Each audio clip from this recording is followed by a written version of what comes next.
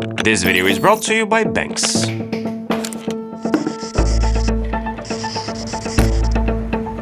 You see, I've been using the Galaxy S25 Ultra as my daily ever since its release, and despite some hardware omissions this year, I still think this is the most complete smartphone package. So, I went on a quest to get the most out of it. I wanted to really explore what it can do. From OneUI 7 and ecosystem integrations to, of course, accessories and things I've been, playing with for a while. This whole time, I had one goal in my mind: to inspire you and broaden your horizons, as I did mine, and showcase what this 6.9-inch beast of a phone is capable of.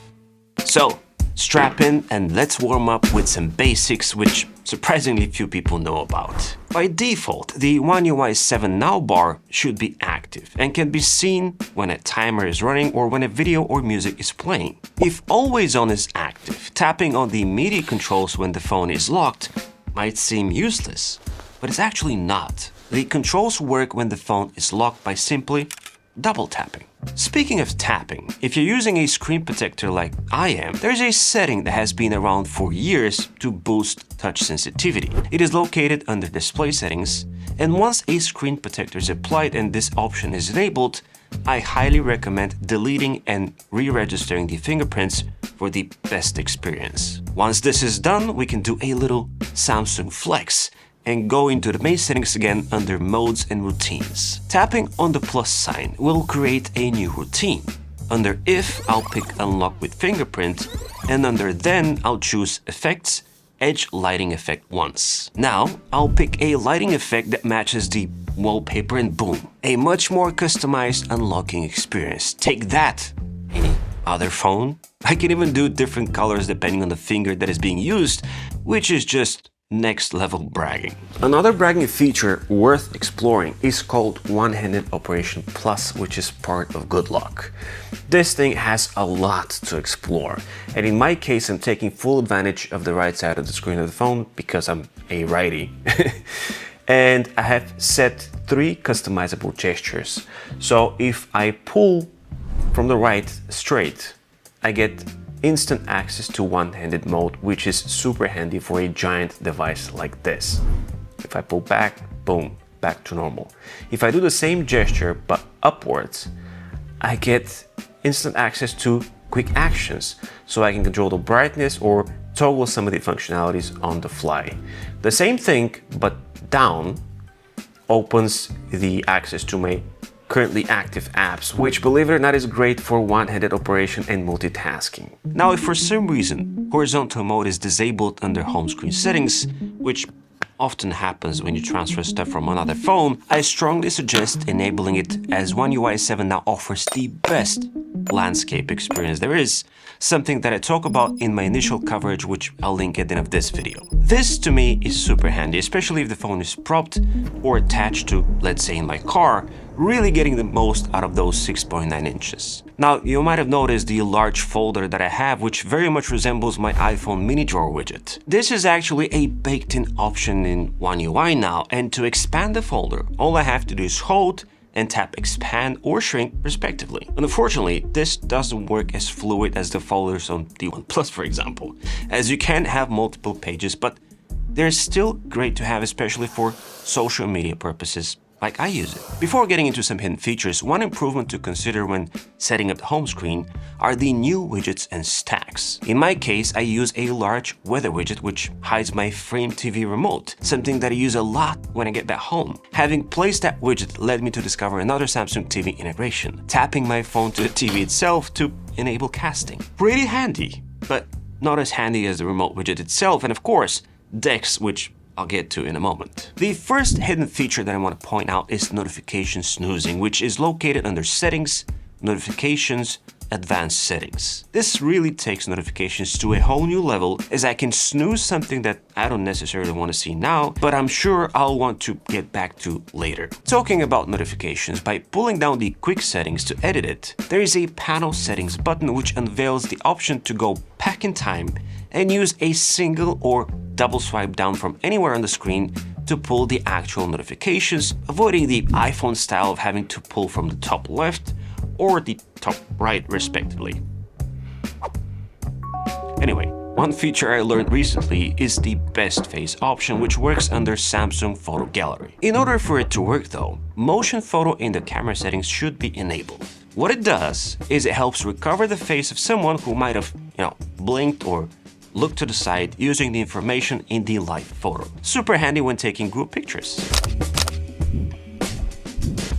While on the topic of the camera, another feature worth pointing out is the smooth zoom slider, which shows up only when a video is actively recording, providing almost seamless and super smooth rapid or slow zooming in and out. I use that a lot with the kids. On a more customizable note, under Settings, Accessibility, and Vision Enhancements, there's an option to reduce animations, which very much works like the animation speedup process of activating the developer settings, but much easier to disable and enable on the fly. When animations are reduced, things are super snappy. While still under accessibility settings, this time under advanced, there are two available shortcuts worth grabbing: side volume up and down and the power button. Both of those shortcuts are open for customization, the volume up and power being my quickest silencer. If I am entering the movie theater or get on a call, I can simply hold the combo and silence everything on the fly. Volume down and the power button of course remains my screenshot grabber. In all honesty,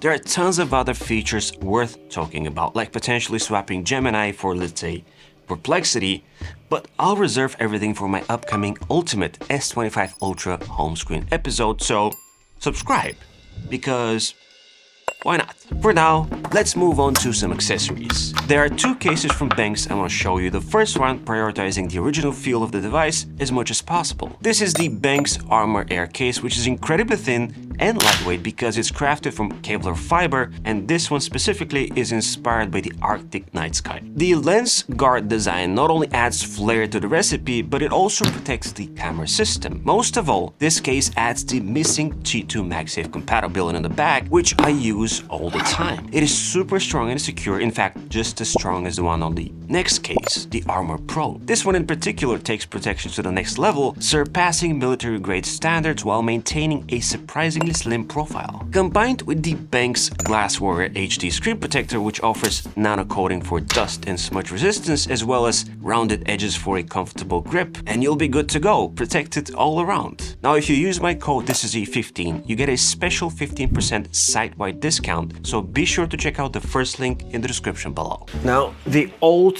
MagSafe S Pen concern is still present even on the S25 Ultra. As soon as something is attached on the back of the phone, the functionality of the S Pen is compromised. But that's a trade-off that I'm willing to do at any point because I have a lot more flexibility of, attaching this phone to different places and propping it. And whenever I want to use the S Pen, as usual, I can just remove this, do my work, and then just snap it on the back again and move on. Now that the G2 magnetic functionality is present, let me show you the MagClap phone grip and stand, which I've been asked about many times in the past. This to me is the best MagSafe grip accessory, not only because of its versatility, but more so because of the fact of how thin it is. Being almost as thick as the camera lenses of some phones, this thing provides tons of propping functionalities thanks to the super strong hinge and the super thin giant metal circle. The S25 Ultra being a massive phone, the built-in finger strap also comes in handy as it's very forgiving, unlike most metal rings, because it rotates freely, making it that much more ergonomic. The power of the magnets on the back of the case also unlock the potential of a wallet. The muffed wallet being the one I recommended in my everyday carry episode, which I'll link below. Aside from being very lightweight, the muffed wallet can serve as a stand as well, and it features a more forgiving, stretchy, if you will, internals, making it capable of holding more than 3 cards and even some folded cash. For the camera nerd, there's also this, the PGY Tech MagCam phone grip, which is actually pretty clever. This accessory serves multiple purposes and can be built on top of with other things from the same company. In its core, it's an EDC MagSafe stand, but what makes it unique is the attachment point for a grip, essentially turning the phone into a camera-like device. The grip itself holds a 3000 mAh battery reserve, which isn't much to begin with, but it's enough to offset some longer shooting sessions. So aside from being able to snap photos like this, like a total pro, you can rotate the device for vertical content, but keep in mind that specifically with the Ultra, and depending on the case, you might have to settle for an upside down rotation, which still works, but just keep that in mind. What's more interesting here is that the shutter button detaches from the grip to serve as a remote shutter. So S25 Ultra Pen users can now rejoice as you can snap a photo or video from afar. Serious mobile influencers might find the additional light and stand super handy as well. This being the most powerful Galaxy device in the universe, we have to talk about DeX. This is the ViewSonic VX1655, a 15.6-inch 4K OLED panel that is thinner than the Ultra itself, and I think one of the best on-the-go DeX solutions out there. Now usually, this monitor can draw power from the devices that is being plugged into, like a laptop, but this being a smartphone combo, it does require to be plugged in the outlet. This is actually not a bad solution at all, as it will also charge the Ultra while in DeX mode. To get the most out of it, high-resolution DeX should be enabled via GoodLock, which is Samsung's tinkering app, essentially enabling DeX in 4K. If for some reason DeX is not available in your country, fear not, I'll post a step-by-step tutorial in my upcoming newsletter, which you can check out somewhere over here. Getting the most out of the Ultra also means pairing it up with a smartwatch. And what's better than two Ultras, right? Now, I've stepped away from smartwatches for the time being, but I do miss certain creature comforts aside from the usual tracking and notifications. The most useful thing for me has been the ability to use the watch as a camera viewfinder, something that comes in super clutch when creating content on the fly or taking family photos. The Ultra additionally offers some neat tricks like double pinch to, let's say, accept calls, hey, what's up? Or shake to dismiss such. Now, some of the camera functionality, specifically the remote shutter one, is also available on the Samsung Ring. So if you're not into smartwatches, this is perhaps the best alternative. Aside from being a great health and sleep tracker, the Samsung Ring has features no other ring can brag about, such that are only available in the ecosystem, like pinch to take a photo. Staying in the ecosystem, the Galaxy Buds 3 is a pair worth talking about too, especially for people who are not into in-ear buds. Offering some very decent sound quality and even some noise cancelling, believe it or not, these 30-hour buds are definitely worth packing alongside the S25 Ultra. With OneUI 7, things are now even easier to control directly from quick settings, having the ability to adjust the EQ, boost dialogue, and even toggle 360-degree audio.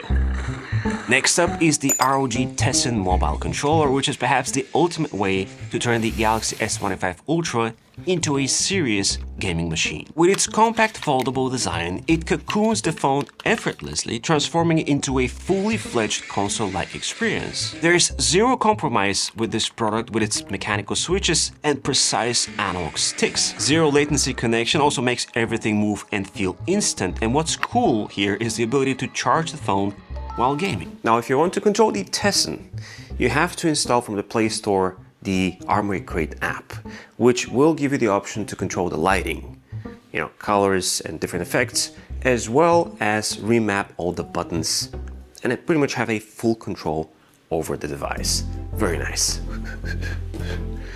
Now, another interesting accessory that I want to show you is this new version of the Nomad Chargekey. This one specifically is special because if you've never seen it, you can quickly realize that it's supposed to be a keychain, but it's actually a lot more than that because it is a USB-C cable that you can use on the fly. And given its shape and form, it is perfect for the Ultra because you can plug one side to the Ultra and the other one to, let's say, your earbuds if they don't have a wireless charging, or another device, or even transfer data because this thing allows for 10 gigabits data. It's not a lot, but in terms of charging, it boasts 100 watts in this little tiny package. Fantastic. While on the topic of charging, let me show you this 2-in-1 magnetic wireless charger by Ugreen. Although saying it's made for the iPhone, I think it fits the sharp edges of the Ultra even better, providing 15 watts of power on the main puck and additional 5 watts on the back for the Galaxy Buds. Now, if you don't have a magnetic case, that's totally fine, as it can be used collapsed as well, making it even better and more convenient when on the go. The UAG Surge Slim 5K power bank is yet another good S25 Ultra sidekick to consider, as it is sleek and ultra portable, sliding into any pocket or bag effortlessly. With its 5000 mAh capacity, it pretty much doubles the battery span of the Ultra, which can be extracted the fastest way via a cable at 20 watts. I like the fact that it's durable and somehow matches the toughness of the Ultra. Now, if you're looking for something more, substantial in terms of remote power, then check out my everyday carry episode right here, where you'll also find some other neat little accessories that can pair up with the Ultra. Like and subscribe to the channel, as well as my newsletter, and as always, it's been an absolute pleasure. This is E, over and out.